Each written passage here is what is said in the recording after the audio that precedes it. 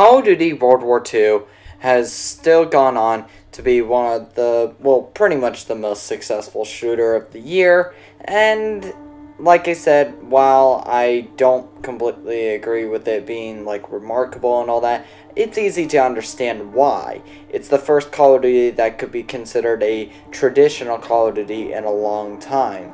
And generally, it has things that are quite enjoyable to people. It's boots on the ground, it has a campaign that is at least decent, and, well, most importantly, it's nice to go back to that classic Call of Duty roots.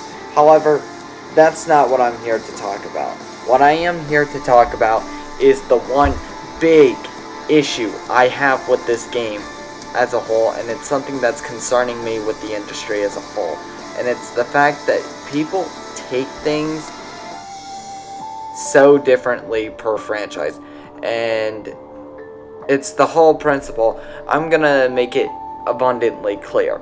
It's during the whole incident with Battlefront 2. Battlefront 2 implemented a microtransaction system that was so intrusive, so pay to win, and so damaging to the game that the fan outrage against it was so high that they had to, basically, they were forced to remove microtransactions temporarily. And I do say temporarily because now we know they're coming back eventually, but I digress. That's not the point.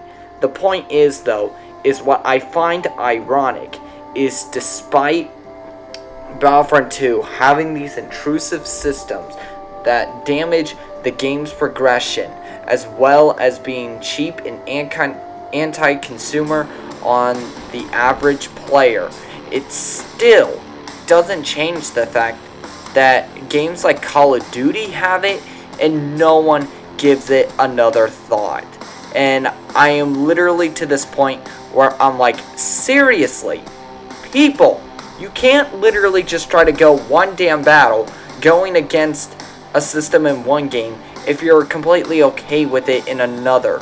It's hypocritical, it's highly overstated, it's highly ridiculous, and most importantly, it's the fact that, honestly, like I said, the message it gets across to the industry is horrible.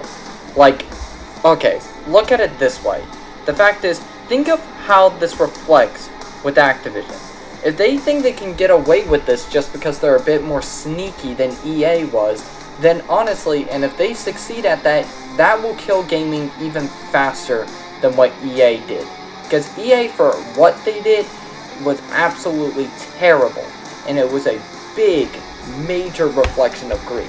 But the thing with EA is at least they were so obvious with it that they were just trying to steal consumers' wallets that we were able to detect it early on and basically fight back against it. But I think generally, and it's something that that this game is a big reflection of, is that you can't single out games bullcrap, okay? You can't just give animosity to one game and give another one a pass when it does the same bullcrap based system. And, you know, this is basically what's been happening with World War II. The supply drops, are they pay to win? No. Does that mean they're not going to be? Also no. But, like, as well as that, aside from that, it's like, they're still intrusive. And they still negatively impact the game. And as long as they stay, it continuously damages the series as a whole. And, well, I don't know.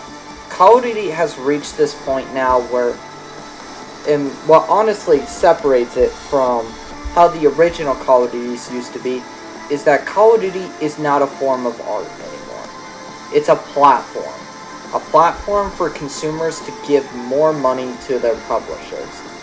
And, well, honestly, it's to this point now where video games have gone ridiculous, where it's like, they can't even...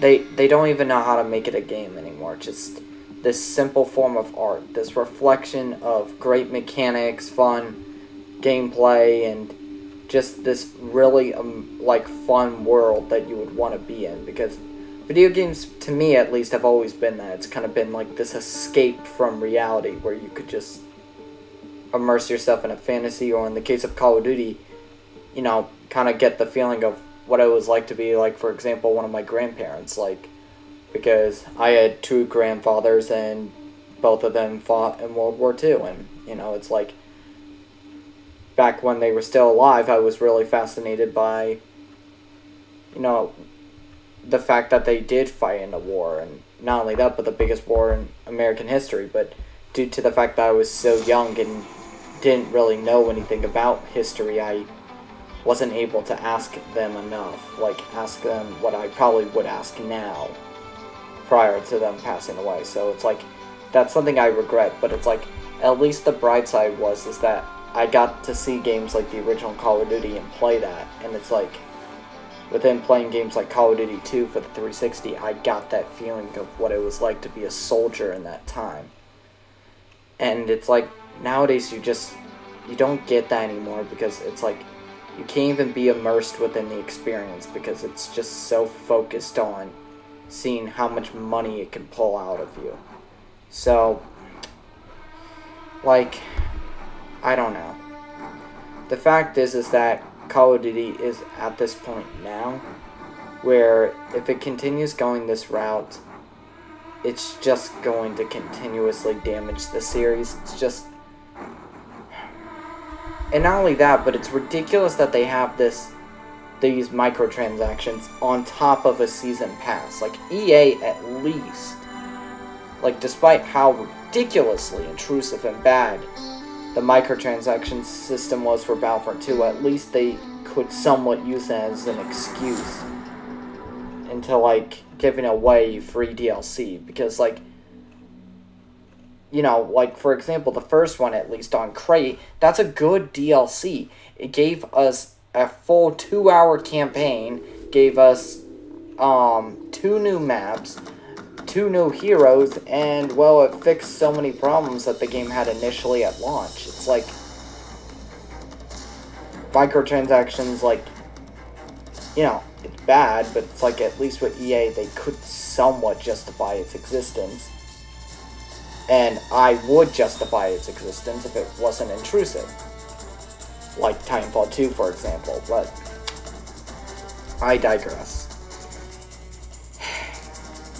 Like, again, I'm sorry I'm sounding so depressed by this. It's just, it's just, I get really tired of talking about this, but I have to. I need to talk about this because I'm getting tired of it being in games.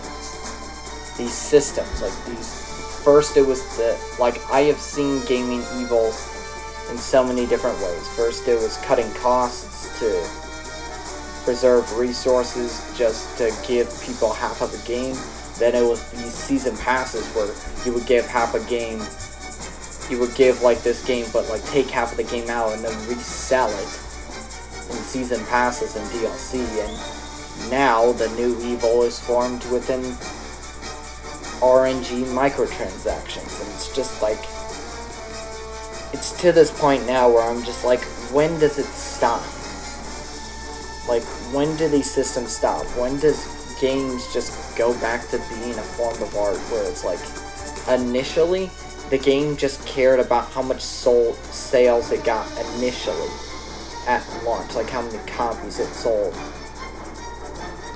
at launch, and it's like, it's through me at least, and I consider these systems not only really bad, but just unnecessary. I think if games just truly were competing just to be the best, then, you know, then it would just result better. It would just result within a better form of entertainment and media, and it's just, it's a shame we won't get that for a while at least. Call of Duty World War II, is it a bad game? No. But like Battlefront 2, it reflects a victim of what I would consider to be a shadow of what the game could have been if it just had ironed out what was wrong with it, both within kind of how generic it is, but as well as that, the bigger issue, just how anti-consumer the game actually is. And, you know, I can't give games like this my support. Alright, now soon I'm going to be making a review of Call of Duty World War II. I'm going to be borrowing the game from a friend of mine who bought it. So, I'll be doing that and making more content as well. So, until then guys, this is Stummer Orange 927, and I'll see you next time.